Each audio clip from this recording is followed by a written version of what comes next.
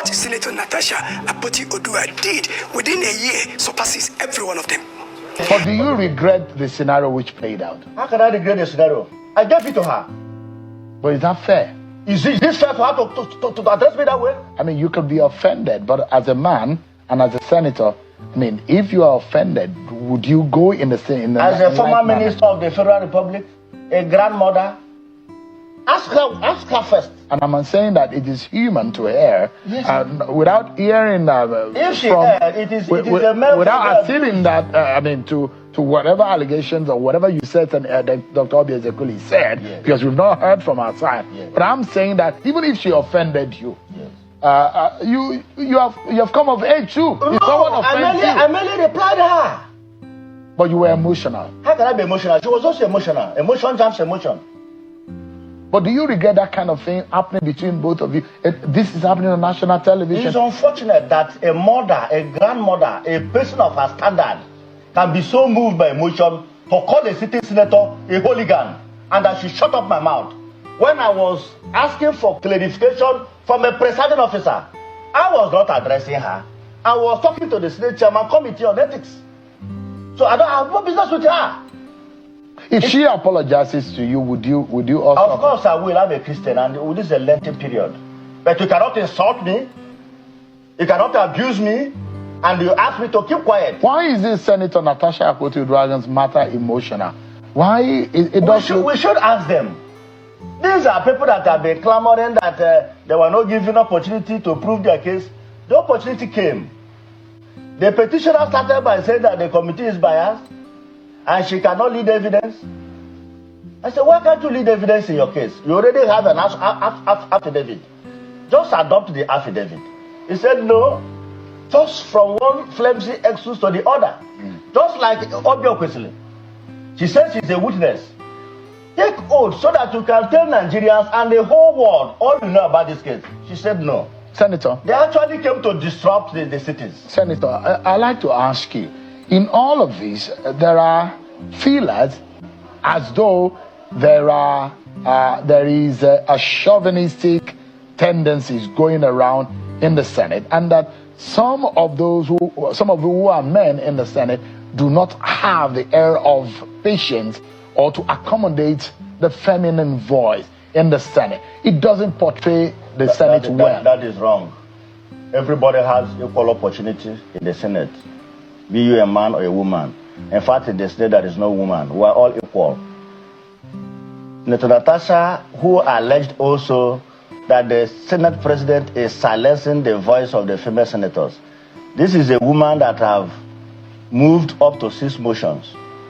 This is a woman that has to her credit 3 bills. The records are there. I can send it to you black and white. The allegations on the day that Senator Natasha Akpabio is talking about, yes. You were present in that house. I was there. You were behind them. I was the closest person to Senator Natasha. In fact, let me give you an account. The husband was between... Let me give you a brief account. On that fateful day, when we landed at Victor International Airport, as God will have it, I drove in the same vehicle, her vehicle, from Victor International Airport to the Senate President's house after attending other series of programs in New York that the SP invited us. We retired to Senate President's house in the same vehicle. When we go to the house of Mr. President, I remember vividly, she was complaining of her shoe paining her. She stayed back with her husband. I went up to meet the Senate President with other senators. Senator Stengu was there, Senator Dankwambo was there, Senator Sam of Bello said over 20 senators were there.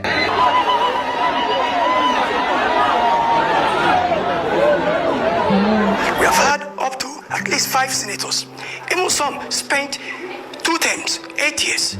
But I put it together. All the years, the time spent by all the senators, what Senator Natasha Akpabio did within a year surpasses every one of them. As of today, a lot has been done. So we don't have any reason to call her back. She has built roads. She has given us street lights in all parts of the local government area, not just a part. If you go to Adave, the street light is there. In Okehi, in Okene, in Ajakuta, and Ogorimagongo.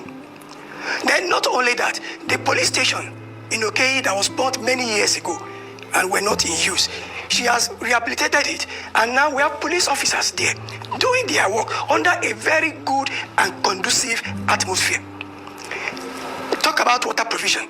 That one is just like going to pick something from the floor. We have water everywhere, courtesy of her, within just 1 year. Talk about scholarships. Every month, she gives us scholarship up to 2 million naira to students in our institution. That has relieved a lot of parents from school fees and other fees to pay in their children's school. Not only that, we have youth empowerment and women empowerment. A lot has been done. And a lot of employment opportunity that came our way, she gave it to her constituents.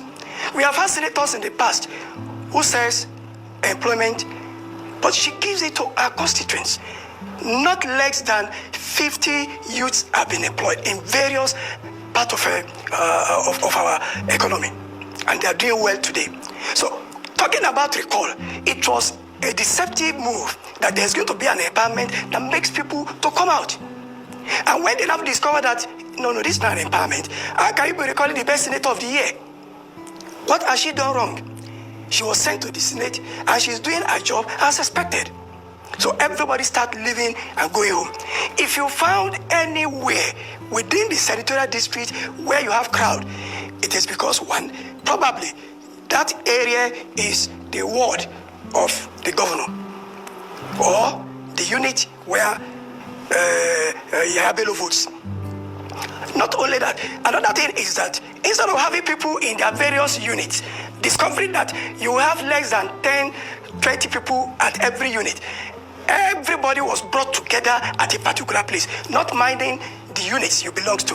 Even the word doesn't really matter. What matters is that they want to see people gather so that they can have pictorial evidence that people gathered there. You will see link videos of people in people's houses copying from the Inec register names of people and signing forging signatures. We have the videos, they are everywhere now. We know the houses where some of those things were perpetrated. We know who owns those houses.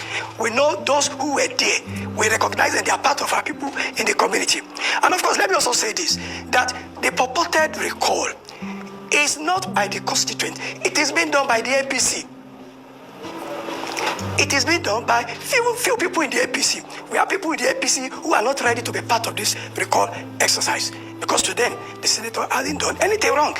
She has performed excellently well since she came in as a senator.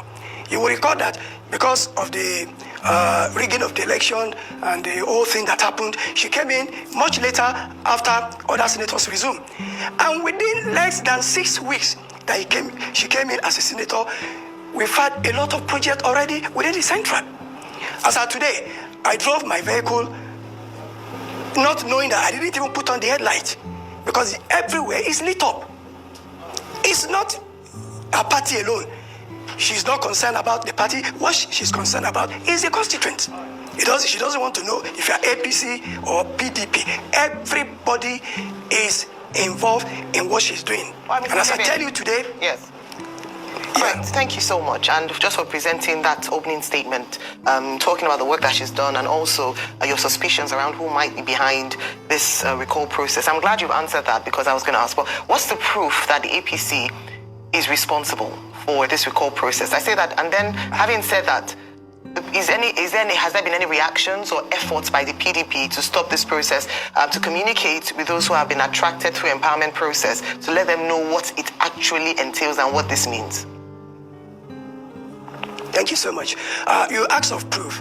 Let me start from those who went to present the said petition to Inec. The lady, Charity, she is a special advisor in the government of Governor Odudo. She's a member of the APC. Out of the 5 other boys or men who stood behind her, I know 3 of them very well who are SA or SSA in this current government. And they are registered member of the APC. They are people that are known to us. We belong to the same community. So, and as for the people who got to know that they've been tricked with empowerment project for a recall. They all left. In fact, as I speak to you, the courses that some of them are receiving, I'm afraid, if in the very nearest future you begin to see what is manifesting upon some of these people who perpetrated this evil against our land, because it is an evil for you to think of bringing home somebody who has done so much good to the people, for you to think of bringing down somebody who took everybody as our own. She's not bothered if you are APC or PDP, like I said. I know a lot of APC who benefited from our programs.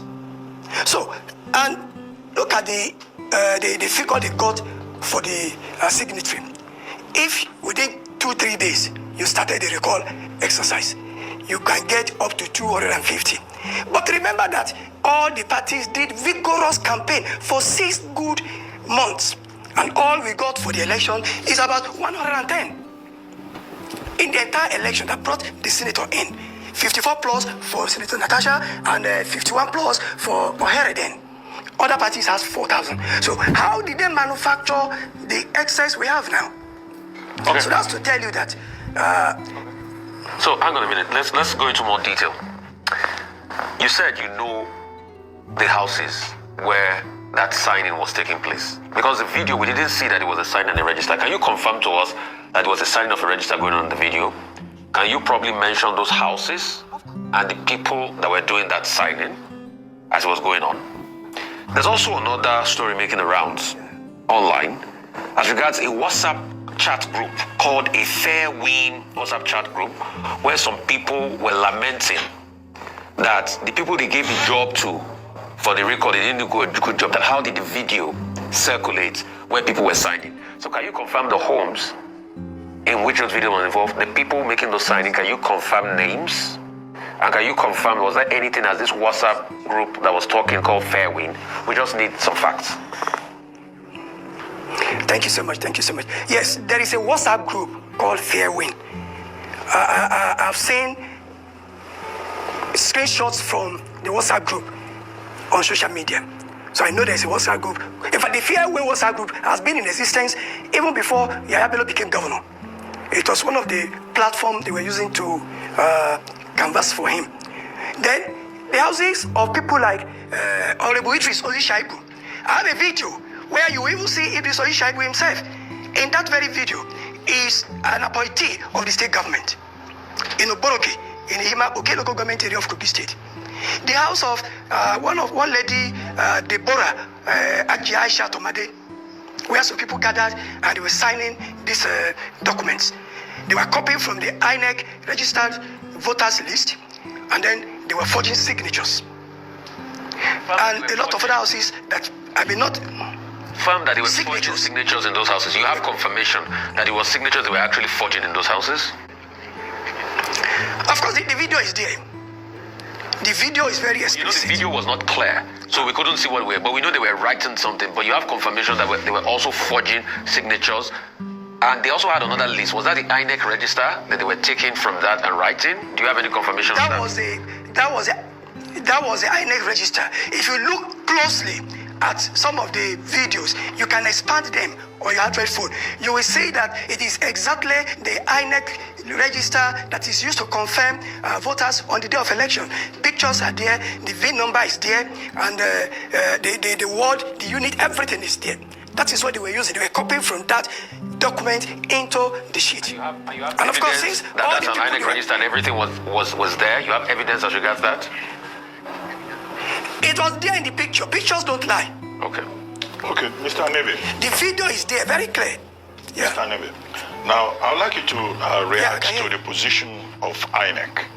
INEC is basing its position on legal framework because this issue is basically about what the law says it is. Section 69, Section 110, both of the 1999 Constitution, Section 113, Section 116 of the Electoral Act, and then, under INEC guidelines and regulations, Section 1F. And what INEC has now said is that, look, the people who have filed this petition, they are in breach of the law because the law, Section 69, insists on verification by INEC. No phone calls, no phone numbers, no email addresses, no contact addresses. How does INEC verify? Is it possible that these petitioners will now go back again and file their petition afresh. Is it possible? Or what do you think of INEC's position about what the law says? Yeah, I quite agree with INEC because they are actually on the right path. And that makes me happy because I want to believe that the right thing will be done on this issue. If INEC can start like this, they are starting well, and I pray they continue in this manner. I don't know if they will go back to do the correction, but one thing is obvious. When you are stealing from the pot of soup, there is no how you do it that there will not be split of soup on the floor, because you won't be able to, you will rush to get to do it because they are not doing the right thing. That is why they couldn't follow what is expected. They were in a rush to gather these names and then go and submit to INEC. And that's why they have these errors. So to me, it would have been good to be punished for this by not allowing them to come back, because the process, except they want to start a new process, this process is flopped already. It's failed already. It's dead on arrival. So to me, I think that on this note, INEC should not entertain anything. Say they want to go start the process again. Yeah, well, the court already says it's within their civic rights, but if they do it wrongly, then INEC would, of course, invoke the law and say, well, this is what the law says.